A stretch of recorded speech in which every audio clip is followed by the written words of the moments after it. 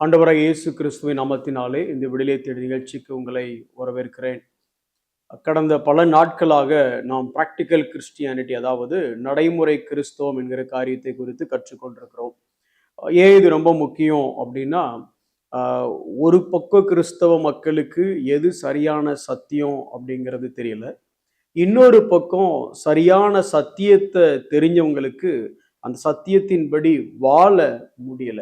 கிறிஸ்தவம் அப்படிங்கிறது, அதை ஒரு தேவ மனிதர் சொல்லும்போது இப்படி சொல்கிறார், சுவிசேஷத்தை உன் வாயினால் பிரசங்கம் பண்ணு, தேவைப்பட்டா மட்டும் வாயினால பிரசங்கம் பண்ணு. அஃப்கோர்ஸ் கண்டிப்பா வாயினால தான் பிரசங்கம் பண்ணும், பட் அதை விட அதிகமா வாழ்க்கையில அந்த கிறிஸ்தவத்தை காட்டு அப்படின்னு சொல்றாங்க. டிஎல் மூடி அவர்கள் சொல்லும் பொழுது, ஒருவன் வேதாகமத்தை படிக்கிறான், 100 பேர் அந்த வேதாகமத்தை படித்த அவனை படிக்கிறார்கள் அப்படின்னு சொல்லி சொல்றாரு. ஸோ பேசிக்கா கிறிஸ்தவம் என்பது வாழ்வியல் சம்பந்தப்பட்டது. அஃப்கோர்ஸ் இதுக்கு அந்த நாலேஜ் தேவை. அந்த நாலேஜையும் தாண்டி நாம பெற்றுக்கொண்ட அந்த அறிவு நிமித்தமாக நம்மளோட வாழ்க்கை எப்படி இருக்கிறது என்பது மிக முக்கியம். அதனாலதான் இதை தொடர்ந்து நம்ம படிச்சுட்டு இருக்கிறோம். குறிப்பா ரோமர் 12வது அதிகாரத்துல இருந்து நம்ம படிக்கிறோம். நம்ம எல்லாருக்குமே தெரியும்ல, பவுல் எப்போதுமே தன்னுடைய நிருபங்களை எழுதும் பொழுது முதலாவது உபதேச கோட்பாடுல வரிசை எழுதிட்டே வருவாரு. எழுதிட்டு இந்த உபதேசத்துல தெரிஞ்சுக்கிட்டியாப்பா, இப்போ இதுக்கு உன்னோட ரெஸ்பான்ஸே என்ன, நீ எப்படி வாழணும்னு சொல்லி லிஸ்ட் போடுவார். அப்படி வரக்கூடிய ஒரு பகுதி தான் இந்த 12வது அதிகாரம். இந்த 12வது அதிகாரத்துல நாம் ஒவ்வொரு வசனமாக படித்து கொண்டிருக்கிறோம். இப்போ நாம எந்த வசனத்தை படிச்சுட்டு இருக்கிறோம்னா, 12வது அதிகாரம் 17வது வசனத்துல படிச்சுட்டு இருக்கிறோம்.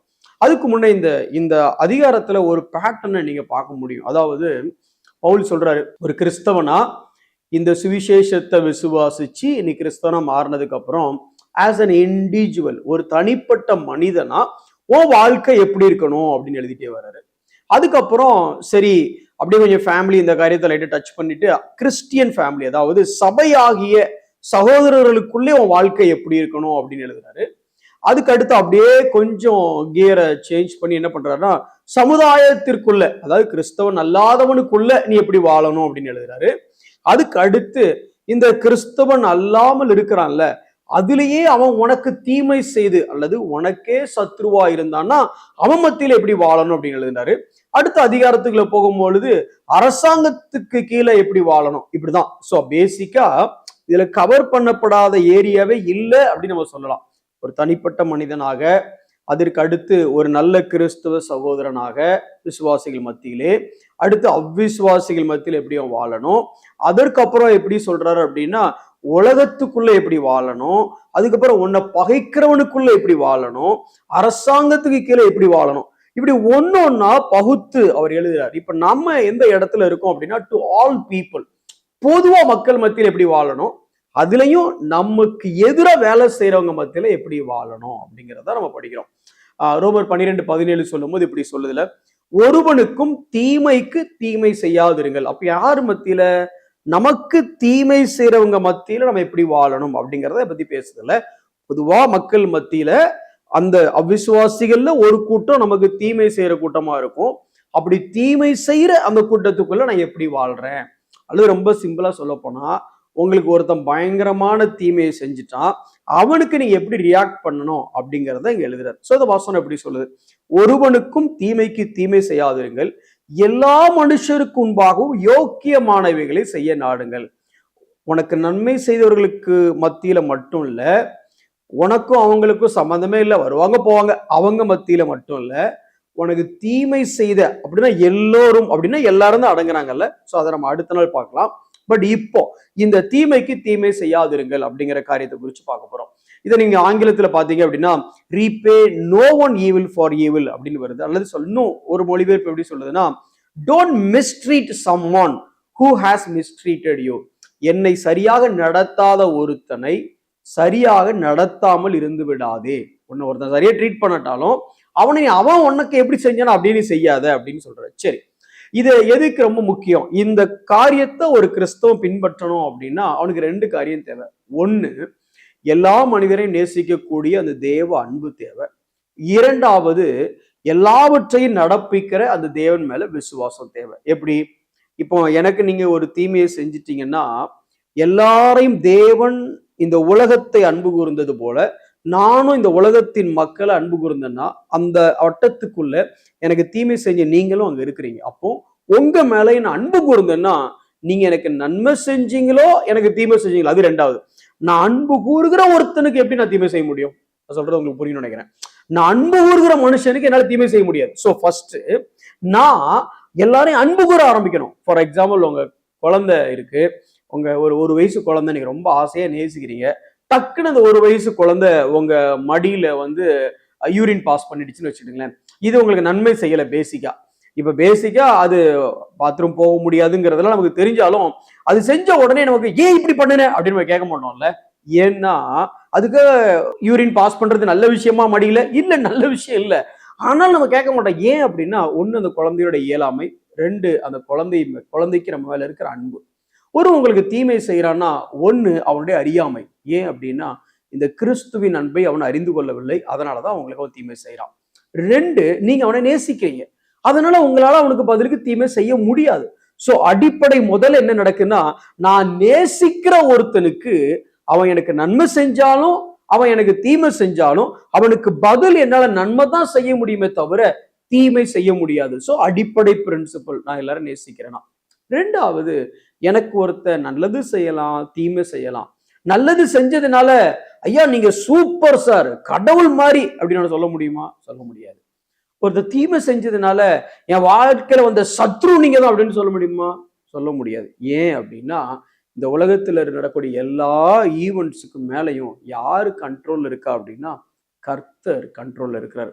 அவரை மீறி இந்த உலகத்துல எதுவுமே நடக்கிறது இல்லை. அதான் நான் ஏற்கனவே சொன்னபடி டேபிளை தட்டுனா பறக்கிற தூசி கூட ஆண்டவருடைய கட்டளைக்கு ஏற்பதான் அசைகிறதாமா. சார்லஸ் ஸ்பர்ஜன் சொல்றாரு. அப்படின்னா ஒரு மனிதன் உங்களுக்கு தீமை செய்தாலும் நன்மை செய்தாலும் still God is in control. எனக்கு அந்த விசுவாசம் இருந்துச்சுன்னா நான் கர்த்தரை நோக்கி பார்ப்பனே தவிர எனக்கு தீமை செஞ்ச அவனை நோக்கி பார்க்க மாட்டேன். ரொம்ப சிம்பிளா புரியணும்னா அப்படி சொல்றேன் பாருங்களேன். ஒருத்தன் நன்மை செஞ்சான் அப்படின்ன உடனே கர்த்தரை மறந்து ஐயா எனக்கு நீங்க நன்மை செஞ்சுட்டீங்க, நீங்க தான் நம்ம கடவுள் மாதிரி அப்படின்னு என்ன போவீங்களா? போக மாட்டீங்க. நன்மை செஞ்சா சார், போகல இல்ல. அதே மாதிரிதான் ஒருத்தன் தீமை செஞ்சாலும் எனக்கு வந்திருக்கிற பிசாசே நீ தாண்டா, உனக்கு எதிராக தாண்டா இப்ப வாழணும் அப்படின்னு போவீங்களா? போக மாட்டீங்கல்ல. All good comes from God, all evil comes from devil. இந்த எண்ணம் நமக்குள்ள இருக்கணும். So love, faith. முதலாவது அவர்கள் அறியாதவர்கள் என்பதை நான் அறிந்து கொள்ள வேண்டும். இரண்டாவது அவர்கள் மீது அன்பு செலுத்த வேண்டும். மூன்றாவது எனக்கு தேவன் பேர்ல விசுவாசம் இருக்கணும்.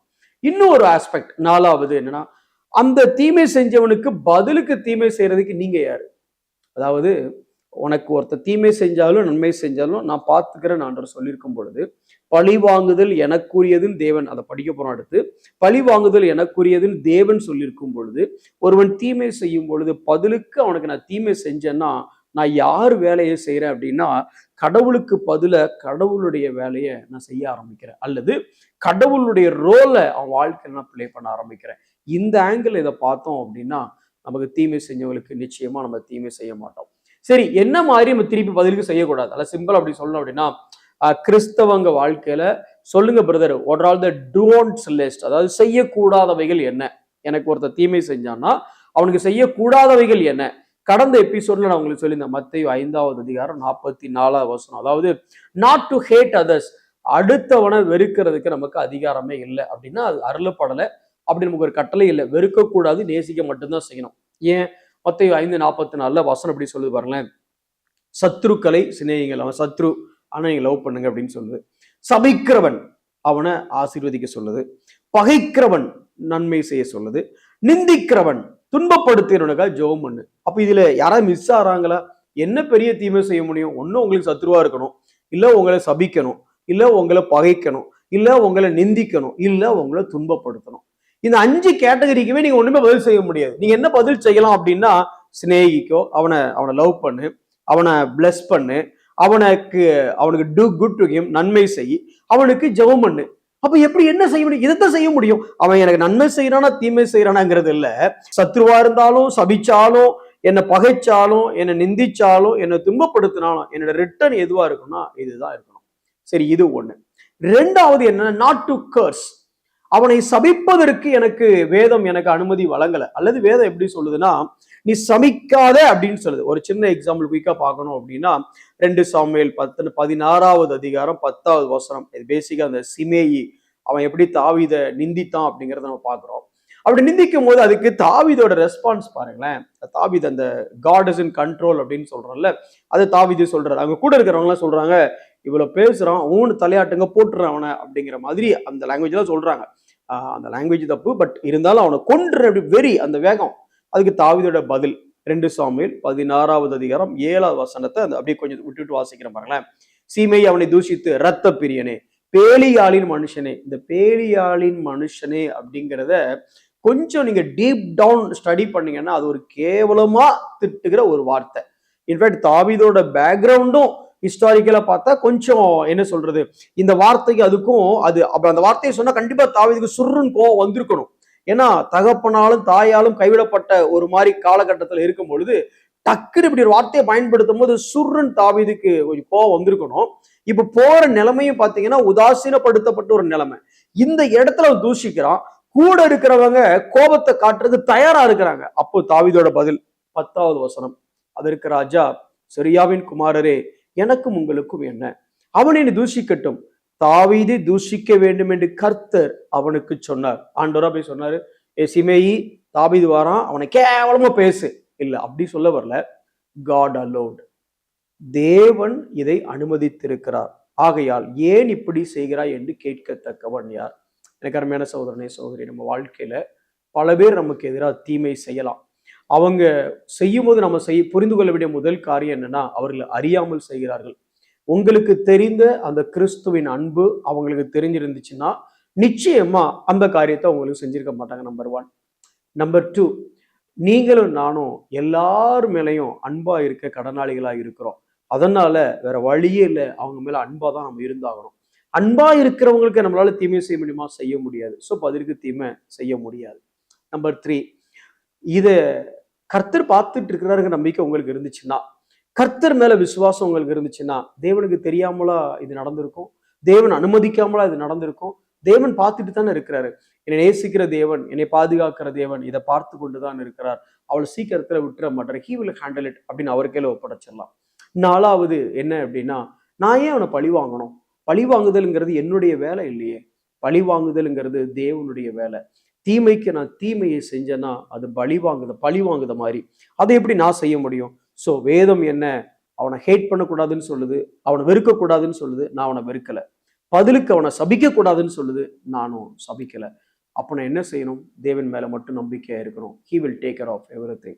Have this mindset and let's pray. கண்களை மூடி நாம் ஜெபிப்போம். அன்புள்ள ஆண்டவரே, இந்த பொல்லாத உலகத்துல நாங்க வாழுகிறோம். இந்த உலகத்தின் அதிபதியாய் இருக்கக்கூடிய பிசாசானவன் எங்களுக்கு எதிராக செயல்படக்கூடிய காரியங்கள் பல உண்டு ஆண்டவரே. அதுல ஒரு ஸ்ட்ராட்டஜி, எங்களுக்கு ஒரு நேரிடுகிற தீமைகள், எங்களுக்கு நேரிடுகிற பெர்சிக்யூஷன்ஸ். ஆண்டவரே, இந்த மாதிரி சூழ்நிலையிலையும் அப்பா, நாங்கள் அவர்கள் மேல அன்பு காட்டவும், எல்லா காரியங்களும் உங்களுடைய ஆளுகைக்கு கீழே இருக்கிறது என்பதை உணர்ந்து அந்த விசுவாசத்தில் நிலைத்திருக்கவும் எங்களுக்கு நிற்கிருபை செய்யும். யாரையும் எந்த சூழ்நிலையிலும் நாங்கள் பழி வாங்கக்கூடிய எண்ணம் எங்களுக்குள்ள வந்துவிடாதபடி எங்கள் நீர் பாதுகாத்துக் கொள்ளுங்க ஆண்டவரே. தொடர்ந்து வழி நடத்தும். ஒரு நல்ல கிறிஸ்துவை காண்பிக்கக்கூடிய கிறிஸ்தவனாக நாங்கள் வாழ எங்களுக்கு உதவி செய்யும். இயேசுவின் நாமத்தில் ஜெபிக்கிறோம் நல்ல பிதாவே, ஆமென்.